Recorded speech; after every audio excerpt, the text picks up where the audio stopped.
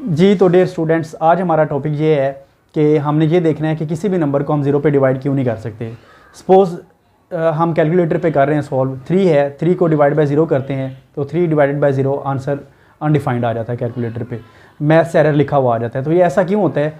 जैसे हम देखते हैं कि 1/0 करते हैं या 2/0 करें, या हम देखते हैं 8/0, कोई भी नंबर है उसका आंसर अनडिफाइंड कैलकुलेटर पे क्यों आता है। तो आज हम ये देखते हैं। सपोज़ हम ये एक नंबर लेते हैं 1 डिवाइड बाय 0.1, 1 को हम 0.1 पे डिवाइड करते हैं तो आपको पता है कि रूल क्या होता है कि ये जो पॉइंट है, पॉइंट की जगह पे ऊपर 1 और आगे जितने डिजिट हों, पॉइंट के बाद जितने डिजिट हों उतने हम ज़ीरो लगा देते हैं। अब यहाँ पर पॉइंट के बाद एक डिजिट था जो कि 1 है, तो हम क्या करेंगे, एक ज़ीरो लगा देंगे। तो इसका मतलब है कि 1 डिवाइडेड बाय 0.1 इसका आंसर 10 आ जाता है। अब आपने गौर से देख रहे हैं, अब दोबारा फिर हम डिवाइड करते हैं 0.01 करते हैं अगर, तो इसका कैलकुलेटर से आंसर चेक करें या खुद भी हम देख सकते हैं कि ये पॉइंट है, इसकी जगह पे 1 आ गया ऊपर जैसे ये लिखा भी हुआ है, और आगे जितने डिजिट हैं उतने हम ज़ीरो अप्लाई कर देंगे। तो ये डबल ज़ीरो हम लगा देंगे तो ये 100 हो जाएगा। इसका मतलब है 1 divide by 0.01 is equal to 100। Same case हम करते हैं 0.001। अब हम देखते हैं तो ये पॉइंट के बाद कितने डिजिट हैं, 3 डिजिट हैं, तो इसका मतलब है कि 100 और फिर 0 हो जाएगा। इसका मतलब ये 1000 हो गया।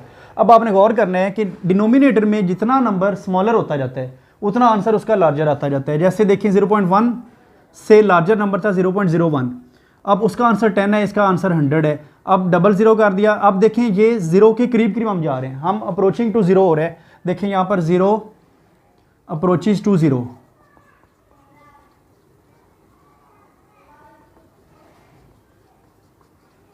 एग्जैक्ट 0 नहीं है। देखें डिनोमिनेटर में एक और हम एग्जांपल कर लेते हैं 0.0001।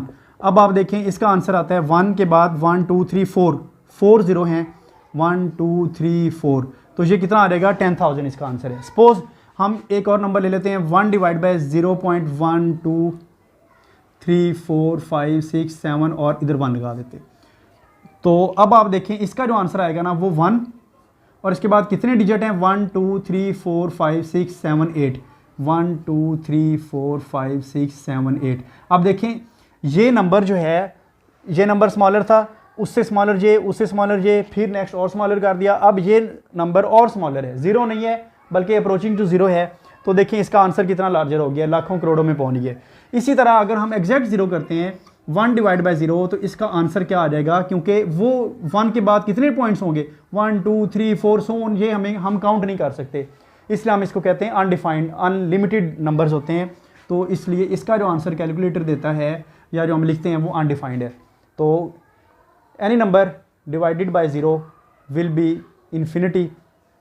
इन्फिनिटी इटसेल्फ एक नंबर नहीं है बल्कि इन्फिनिटी एक कॉन्सेप्ट है। तो ये नंबर तो लाखों करोड़ों में आ जाता है, तो इसलिए हम इसको लाख करोड़ या 100,000 वगैरह लिखने की बजाय हम सिंपल उसको इन्फिनिटी लिख देते हैं। मतलब इसका इतना बड़ा आंसर है जो हम कैलकुलेटर नहीं कर सकते, कैलकुलेटर से भी ना ही हम खुद कैलकुलेट कर सकते हैं। आई होप कि आपको ये समझ लगी होगी।